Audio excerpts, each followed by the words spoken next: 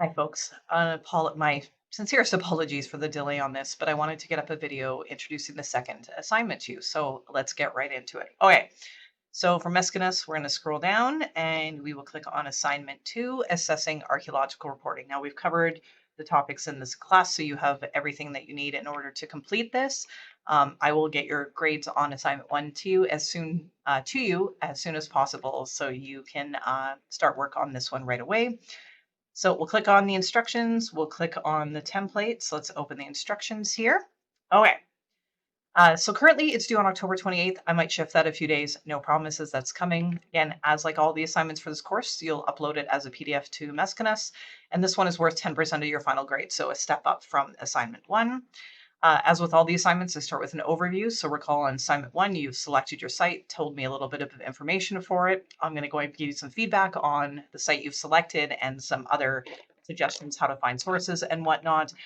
In this assignment, what we're now going to do is start to assess some of the sources of information you have found regarding to your site. So for this assignment, you need to find 2 sources for your site. At least one must be a peer-reviewed academic journal article. And yes, you should have this from assignment 1 already. And of course, yes, you should be reusing stuff from your previous assignments on all of your assignments this term. Again, if I haven't said this already, you can always select a new site. But the goal of this assignment really is, or this structure, the scaffolded structure, is to ensure that you can be successful, right, and carry your work through the entire term. Okay. And then the second source can be any of your choices, anything else that you found about your site that you would like to look at a bit more critically. So what you're going to do is use the template then to provide this information. So I'll pull that up in a second, but what you're going to do is have your name and your ID. We don't need a title page. You're then going to have a citation using APA format at the top of your page. So for your sources. Then you're going to provide a summary in paragraph form, so that means full sentences, of your source. So what is this article, for example, your first peer-reviewed academic journal article, what is it about, right? What are they talking about in relation to your site? Basically, you're just trying to tell me you understood what you read, right? And for this, it's really important that you avoid direct quotes because, again, I'm looking for your understanding.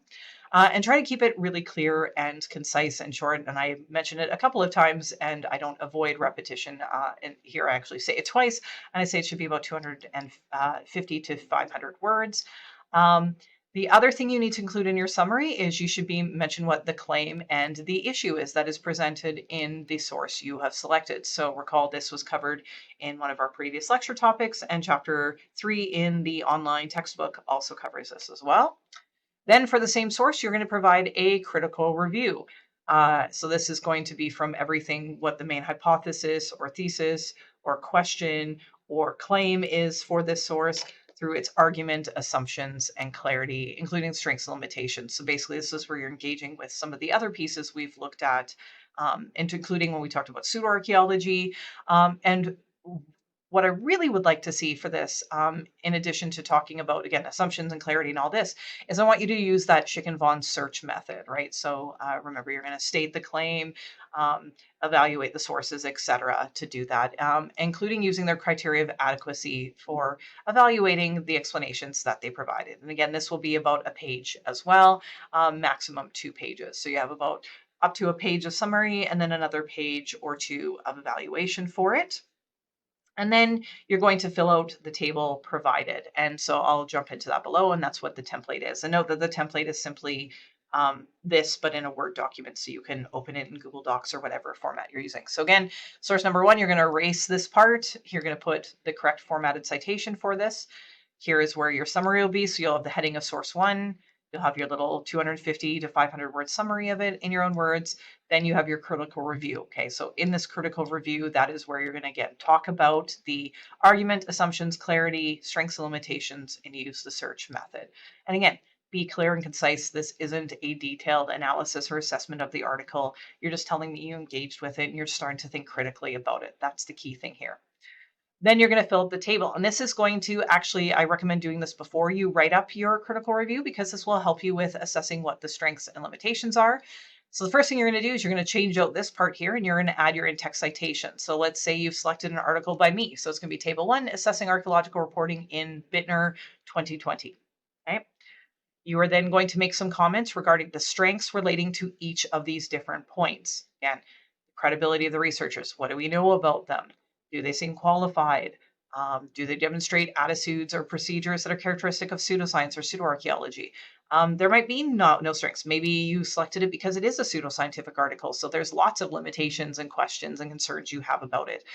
And so you're just going to work through the rest and figure this out. Now, for it to assess some of this, again, it's not that, how can I put this? Because I have this question every year. How am I qualified as a student to make an assessment of the credibility? Well, you are.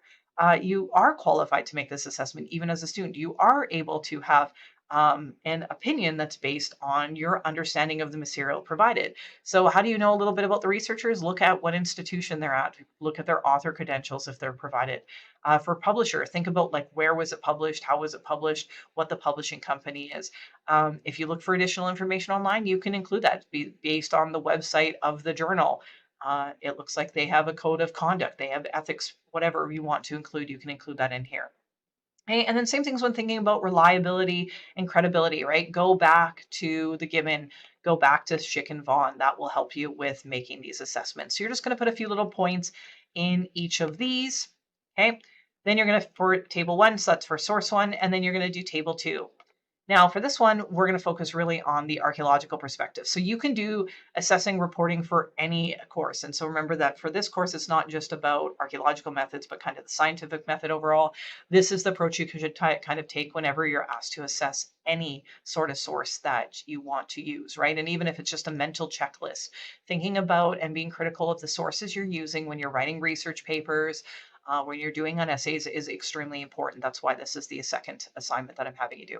This one is focused more on the archaeological perspective, and we can return and talk about this in class next week. That's not a problem at all if you folks would like.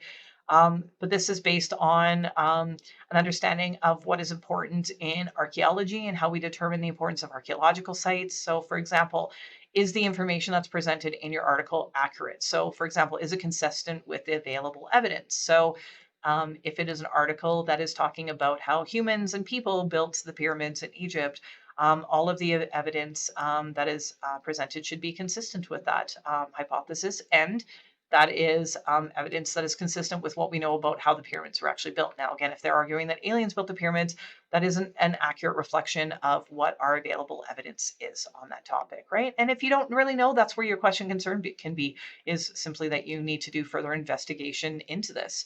So you're not actually sure how accurate the perspective of the authors and of the position that they take is. Authenticity. This one is one that students kind of struggle with. The way that it's described in various textbooks in Gibbon stuff is that it evokes a time and place beyond personal experience. And so, again, you can think about authenticity in terms of just, is it something you connect with? Does it seem to be something that is right? Does it seem to reflect our understanding of what the past was like?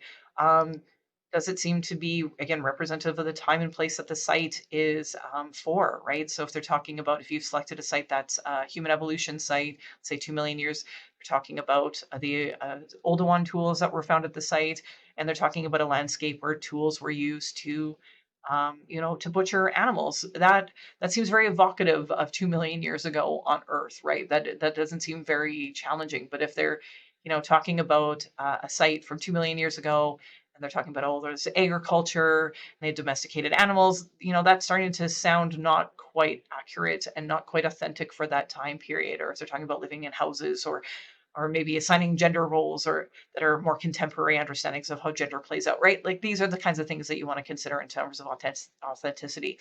And note that when I assess your tables, I'm not looking for what I would consider correctness, but rather I'm looking at how well you're articulating where you fell in your perspective. How well are you supporting your understanding of this article as authentic, accurate, etc. So diverse, again, think about the diversity of lived experiences as something we can interrogate a bit further. But again, think about this in terms of, are they only talking about one kind of people in the past? This is very common in older articles. So articles prior to the 1980s, you'll see very androcentric models, male-focused narratives of the past. Are people like children mentioned?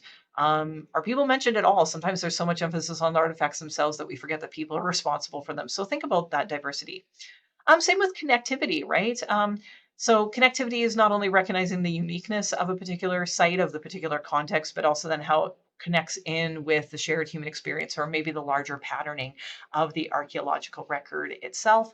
And then sensitive, right? Acknowledging that the meaning of the archaeological evidence may have to the people studied without imposing moral judgment, right? So again, something that might have been significant to people in the past may not be as significant to us today, but that doesn't mean we undermine or devalue it. It's not simply just a bead in an archaeological site. That might have been a beloved piece of someone's jewelry in the past, or maybe it simply was just a bead to them. But it's just being sensitive to the kind of wide ranges of human experiences that are out there and how these may or may not be reflected in how we report. And then you're going to do the same thing for your second source. So you're going to end up with 2 source citations, 2 summaries, 2 critical reviews. Again, I can't emphasize enough, try to keep these short, about a page in length. If once you're starting to get into 2 pages, you're starting to add in too many details, try to include it in the tables instead. You'll have your table 1 and your table 2. And again, these can be point form in the table, so they're as long as they need to be. Typically, they're not much longer than a couple of pages. And then you'll see here, this is how you're assessed. So again, it's only 10% of your grade. So you're thinking, hey, Biittner, that's a lot of work for 10 marks. Again, keep it clear, keep it simple, keep it concise. Um, a couple of points in each of these. Basically, you're getting a mark for completion for each of the rows in the table, right? So it's 7 marks. So 1, 2, 3, 4, 5, 6, 7. So as long as you put something in both of these columns, or some sort of conversation for each of these headings in each of the rows, you're fine. And then same thing for this here. Okay. And then we're going to return to, in assignment 3, a bit more of an expansion of this kind of critique, this critical review of evidence, and we're going to use it to actually assess the significance of our site. So we'll build upon this. So in this one, we're looking at the reporting, communications about the site, and that you've selected. And again, and then in the next one, we're going to look at actually assessing a bit more about the site itself, and making a determination of its significance in terms of our understanding of the human experience. So I hope the short video explains the assignment. Again, I don't think it's very complicated. I think it's very straightforward. But if you folks have any questions, please come prepared, willing to talk about it on Monday. So I will see you then. Until then, goodbye.